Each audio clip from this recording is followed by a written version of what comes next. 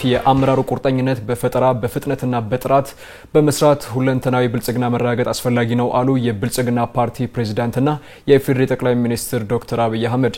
በመደመር መንግስት እይታ የዘርፎች ምርታ በሚል መሪ ሐሳብ ለብልጽግና ፓርቲ ከፍተኛ አመራሮች ሲሰጥ የቆየው ስልጠና ተጠናቋል።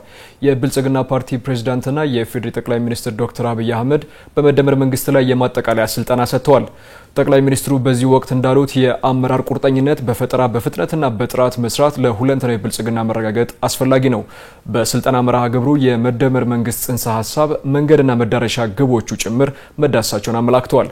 በዚህም በመደመር መንግስት መርህ የሚመራው ፓርቲው አመራሮች በፈጠራና በፍጥነት በብዛት በስራዎችን በማከናወንም የህዝቡን ሁለንተናዊ ጥያቄ ከመመለስ በላይ የሀገሪቱን ራዕይ ለማሳካትና ሁለንተናዊ ብልጽግናን ለማረጋገጥ በሚረዳ መንገድ መምራት ይጠበቅባቸዋል ብለዋል።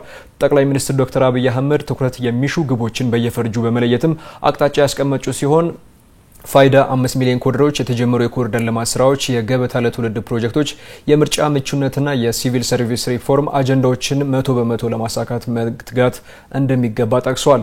መደመር ትውልድን ወደ ብልጽግና የሚያደርስ መንገድ ነው ያሉት ጠቅላይ ሚኒስትር ዶክተር አብይ አህመድ የመደመር መንግስት ለሀገር ብልጽግና ባላደራ መሆኑንም አንስተዋል። መረጃውን ከፓርቲው የማህበራዊ ትስስር ገጽ ላይ ያገኘ ነው።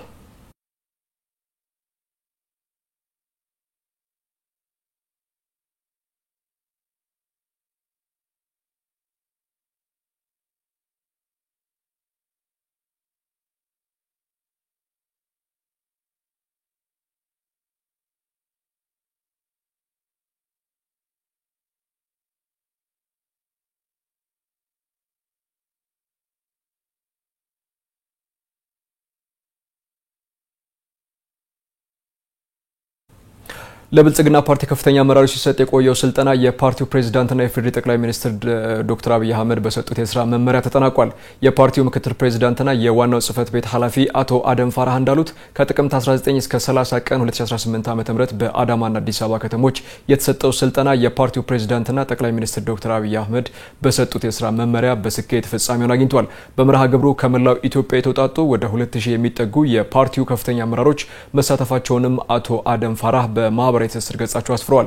የአስተሳሰብ አንድነት ከመፍጠርና የተግባር አፈጻጸምን ከማላቅ አኳያ እጅግ ከፍተኛ ፋይዳ የተገኘበት ስልጠናው ፓርቲው እውነተኛ የህብረ ብሔራዊ ተምሳሌት መሆኑን በተጨባጭ ተንጸባረቀበት እንደነበረም ጠቅሷል። የስልጠና መርሃ ግብሩ ከዝግጅት እስከ ገለጻ፣ የቡድን ውይይት፣ የተሞክሮ ልውውጥ፣ የልማት ስራዎች፣ የመስክ ጉብኝትና ማጠቃለያ ድረስ ዓላማውን በሚገባ አሳክቶ እንዲጠናቀቅ ኃላፊነታቸውን ለተወጡ አካላትም ምስጋና አቅርበዋል። በዚህ መሰረትም አስተባባሪዎች፣ አሰልጣኞች፣ አወያዮች፣ የጸጥታ ተቋማት፣ የኦሮሚያ ክልል መንግስትና ልዩ ልዩ ተቋማት፣ የአዳማ ከተማ አስተዳደር፣ የአዲስ አበባ ከተማ አስተዳደርና የስልጠናው ተሳታፊ አመራሮች በሙሉ ላበረከቱት አስተዋጽኦ አመስግነዋል።